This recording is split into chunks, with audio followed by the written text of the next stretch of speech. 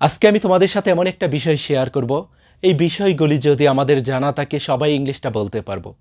সবাই বানিয়ে বানিয়ে ইংলিশটা কিভাবে বলতে পারি তার জন্য অবশ্যই তোমাকে পুরো ক্লাসটি দেখতে হবে।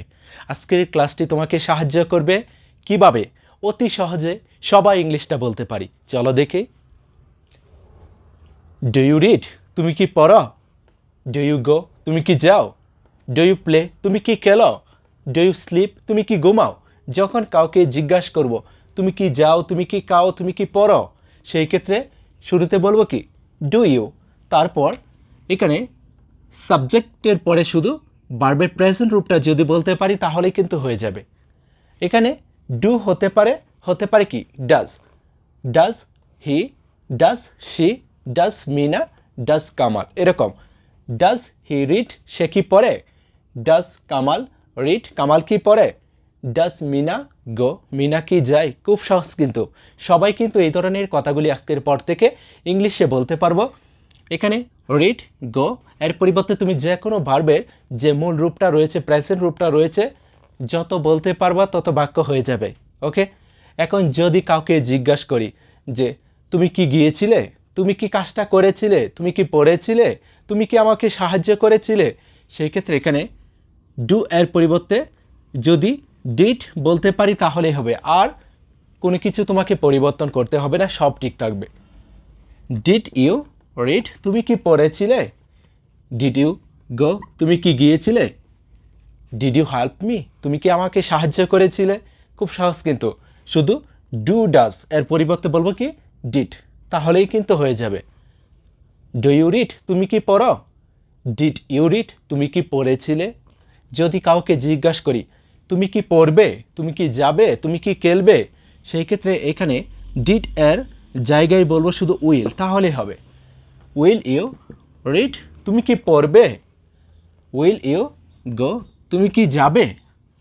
Will you play? তুমি কি খেলবে? Will you sleep? তুমি কি ঘুমাবে? খুব সহজ কিন্তু। ডু, ডিড, উইল, এই তিনটা ইউজ করে কিন্তু অসংখ্য সেন্টেন্স তৈরি করতে পারবো। Do you read? তুমি কি পড়ো? বর্তমান টেন্সে, প্রেজেন্ট টেন্সে। Did you read? তুমি কি পড়েছিলে? এটা কিন্তু ফার্স্ট টেন্স। Will you read? তুমি কি পড়বে?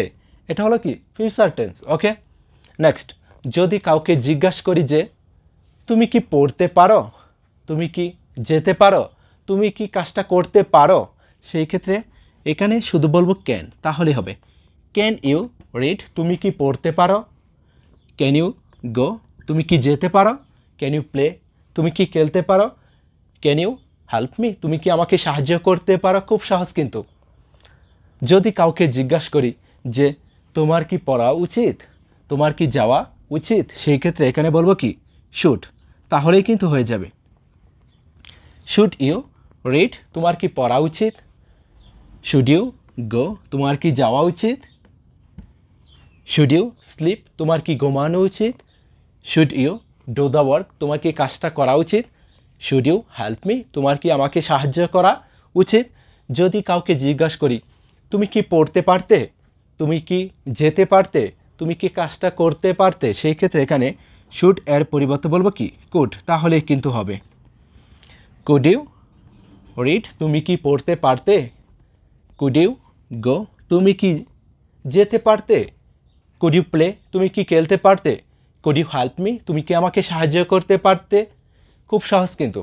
এভাবে যদি শিখতে পারি আশা করি সবাই কিন্তু ইংলিশটা তৈরি করতে পারবো। অথবা কুড ইউ হেল্প মি? তুমি কি আমাকে সাহায্য করতে পারো, এটা কিন্তু একটু ভদ্রতার সাথে যখন বলবো কাউকে, সেই ক্ষেত্রে কিন্তু কুড ইউজ করতে পারি। ক্যান এর পরিবর্তে বলতে পারি কি কুড। আবার ক্যান এর ফার্স্ট রূপটা হলো কি কুড। এই বিষয়টা অবশ্যই আমাদেরকে মনে রাখতে হবে। তুমি যদি এভাবে ইংলিশটা শিখতে পারো, যদি এভাবে ইংলিশটা গঠন করতে পারো, আশা করি আজকে থেকে তুমি ইংলিশটা বলতে পারবে। এখানে তুমি যে কোনো ভার্বের শুধু প্রেজেন্ট রূপটা বলো, এখানে তুমি যে কোনো সাবজেক্ট ইউজ করো, এখানে হতে পারে ডু অথবা ডাজ, আর এদেরকে তুমি যে কোনো সাবজেক্টের সাথে ইউজ করতে পারো, তাহলেই কিন্তু হয়ে যাবে। যদি ক্লাসটি ভালো লেগে থাকে অবশ্যই শেয়ার করে দিও। ওকে, বেস্ট অফ লাক।